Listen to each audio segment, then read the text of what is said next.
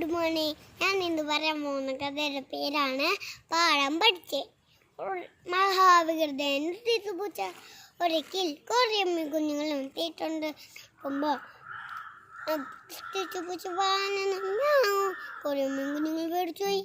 അതുകൊണ്ട് നമ്മുടെ തറാവനോട് ചോദിച്ചു, ധൈര്യം ഉണ്ടെങ്കിൽ എന്നെ പിടിക്കാൻ പാടാന്ന് പറഞ്ഞപ്പോൾ തീറ്റുപൂച്ച ചാടിയെന്ന് തറാവ് ഓടിപ്പോയി. കുറെ കഴിഞ്ഞപ്പോൾ ഒരു കോലത്തിൻ്റെ അടുത്തെത്തി. തറാവാതി കൂടെ നീന്തിപ്പോയി. പിന്നല്ലേ വന്ന് തീറ്റുപൂച്ചക്ക് ഉടനെ ചോദിച്ചില്ല. അവൻ കുളത്തിലേക്ക് വീണുപോയി.